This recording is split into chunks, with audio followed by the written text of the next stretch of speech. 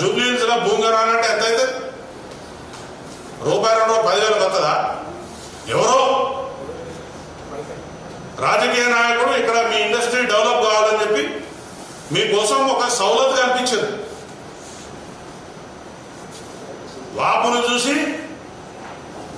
చూసి బలమై పోయిపోదు. మీకు అంతా వాపే అది. ఎప్పుడు పోతుందో ఆ గాడకు పోతుంది. పబ్లిక్ తీసి పడేస్తారు. ఆల్రెడీ సగం తీసేసారు, మిగిలింది కూడా పోతుంది. దయచేసి మా కుటుంబాల నుంచి ప్రతినిధిగా నేను మాట్లాడుతున్నా. పోలీసు వారిని కించపరిచేలాగా కానీ, అవమానించేలాగా కానీ, లేకపోతే బెదిరించేలాగా కానీ ఎవరైనా ప్రవర్తన చేస్తే మాత్రం అది మీ పొంద మీరే తవ్వుకున్నట్టు అవుతుంది. ఈసారి నుంచి ఉపేక్షించేది లేదు.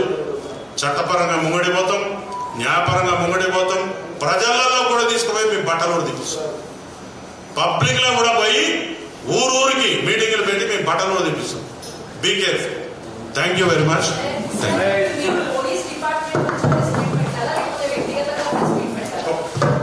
ఒక పోలీస్ ఆఫీసర్గా మా యొక్క ఆత్మస్థైర్యాన్ని దెబ్బతీస్తూ మా కుటుంబాలను వేధింపులకు గురి చేస్తున్నటువంటి ప్రశ్నలు ఇవి.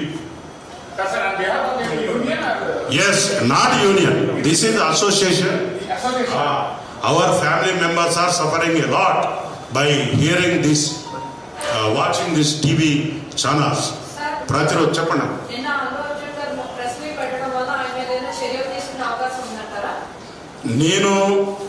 నేను ఒక ఫ్యామిలీ మెంబర్గా మాట్లాడుతున్నాను. ఇప్పుడు ఆయన ఒక పోలీస్ ఆఫీసర్గా నేను మాట్లాడతలేదు. మా ఫ్యామిలీస్ మా యొక్క ఆత్మస్థైర్యాన్ని దెబ్బతీస్తూ మా యొక్క కుటుంబాలను డిఫెన్స్లో పెడుతున్నాడు ఈయన మాటలు. ఆయన తీసిన సినిమా ఏంటిదండి? ఒక సీనియర్ పోలీస్ ఆఫీసర్ని తీసుకుపోయి రాత్రి కూడా మందు తాగిపించి లక్షల రూపాయలు ఇచ్చి బట్టలన్నీ కూడా తీసుకొస్తే పోలీస్ స్టేషన్కి వస్తే ఆయన కుక్క కూడా గుర్తుపట్టదు. ఆయన అటువంటి సమాజాన్ని సృష్టించాలని నేను అనుకుంటున్నా.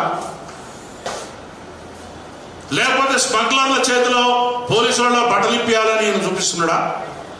అది మా క్వశ్చన్. ఆయన చట్టపరంగా పోవడానికి నాకు ఎటువంటి అభ్యంతరం లేదు. As a citizen of India is having every right to approach anyway. మేము ఆ సినిమా వచ్చి కూడా ఇవ్వాలి కాదు, దాదాపు 2 ఏళ్ళైంది, 3 ఏళ్ళైంది, 4 ఏళ్ళైంది. నాకు ఎవరో చెప్తే వినని. కానీ ఒక వ్యక్తిని కానీ, ఒక సంస్థను కానీ, ఒక సమాజాన్ని కానీ హ్యూమిలేట్ చేయటం అనేది చాలా దుశ్చర్య. నువ్వు ఈ సమాజంలో బతికే మనిషిగా నీకు ఎటువంటి రైట్ లేదు. సినిమా కూడా ఎంటర్టైన్మెంట్, ఐ లవ్ ఇట్, ఎంటర్టైన్మెంటే. కానీ నువ్వు ఎంటర్టైన్మెంట్ ఎక్కడ దాకా ఉండాలి? నిన్ను పిలుసా రాతమ్మి అని ఇట్లాంట జబ్బమే చేస్తా. It is an entertainment. రాని ఇట్లా ఒకటి మిగతా అది ఎంటర్టైన్మెంట్ అవుతుందా? అది అటాక్ అవుతుంది.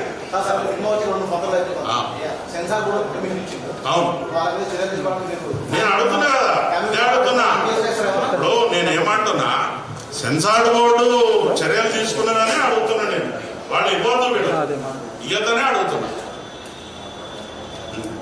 ఇంట్లో ప్రెస్ మీట్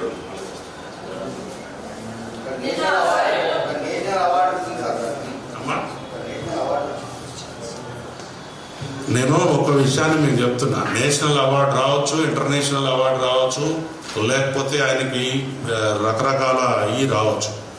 మీరు ఆ మాట అన్నారు కాబట్టి చెప్తున్నా. కరెక్టే సార్, నేనేమంటలేదు. పోలీసు వాళ్ళను బట్టలిపి తన్నినందుకు నేషనల్ అవార్డు ఇచ్చారు ఆయనకి. అందులో ఇది ఒకటి ఉంది కదా. మరి నేనేమనుకుంటున్నా, మేము ఆ సినిమా చూడలేదు, నాకు ఇప్పుడే తెలిసింది అది విషయం. రాత్రి ఎవరు అంటే ఇట్లా బట్టలు ఇప్పిండు పోలీస్ ఆఫీసర్ అంటే అవునా అని నేను అది కోట్ చేసిన. ఎవరు ఆయన బాధ్యతగా ఏం పిటిషన్ వేసినా చూడండి. అక్కడ లేలే కోర్టులో వారు ఏమని సమర్పిస్తున్నారు వాళ్ళు. పోలీసులదే మాకేం సంబంధం లేదు. కనీసం నన్ను చూడటానికే వాళ్ళు పోలీసులు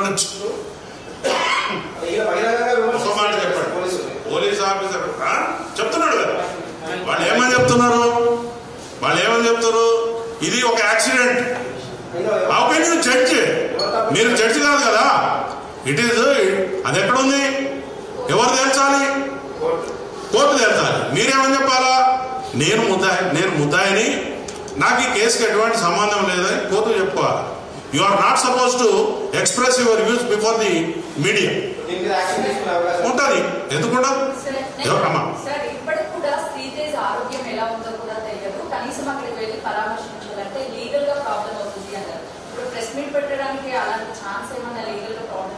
నేను లీగల్గా నాకు కూడా తెలుసు, కానీ నేను లీగల్ ఇష్యూస్లో పోదు. నేను నా ఆవేదన, మా కుటుంబాల యొక్క, మా పిల్లల యొక్క అంతరార్థాన్ని నేను మీ ముందు చెప్పడానికి వచ్చాను. ఎవరు ఆఫీసర్లు సాహసిస్తలేరు, తిట్లు తింటున్నారు, నోరు మూసుకుంటారు, పోతారు, అయిపోయింది. పోయి సీనియర్ ఆఫీసర్లు చెప్పుకుంటే ఈ పోలే బాబు అని పెద్ద మనసుతోని మా ఆఫీసర్లు కూడా చిన్న చిన్న విషయాలు వివాదాలు పోతారు. అవును, ఆయన కోర్టు పర్మిషన్ ఉండాలి.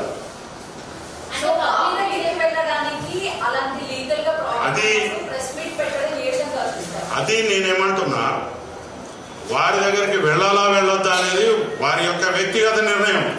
అక్కడ పోయి నేను ఇక్కడికి వచ్చిన నా బాధ చెప్పుకున్నా మీకు. మా 1,30,000 ఫ్యామిలీస్ పరిస్థితి, మా కుటుంబ సభ్యుల యొక్క బాధ మీకు వ్యక్తీకరించాలి. ఎవరు నాకు తెలియదమ్మా. Just I'm talking, I'm confined at my family level.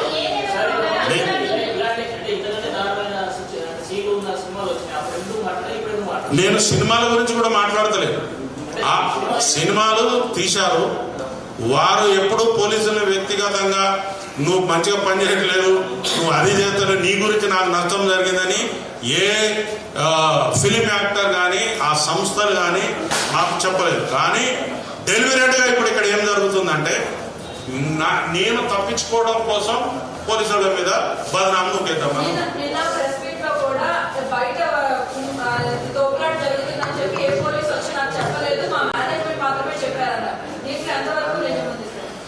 నేను ఆ విషయాల నిజానిజాల కంటే మేనేజ్మెంట్ అనేవాడు, నేను నా ఇంటికి ఒక పెద్ద అతిథి వస్తారు, వచ్చినప్పుడు ఆయన నువ్వు ఈ సోఫాలో కూర్చొని టీవీ చూడని నేను బయటికి I can't go out side. కానీ నా ప్రెమిసెస్లో ఏమేమి జరుగుతున్నదో నిమిషానికి సమాచారం ఉంటుంది. సార్ ఇట్లా జరిగింది, స్టాంపేడ్ అయింది, మనోళ్ళు బౌన్సర్లు కొంతమందిని నెట్టేసిన తర్వాత అక్కడ ఒక ఇష్యూ అయింది, మీరు బయటికి పోండి అని చెప్పే ఉంటారు, చెప్పకుండా ఉండరు. ఎందుకంటే అది చాలా సీరియస్ ఇష్యూ.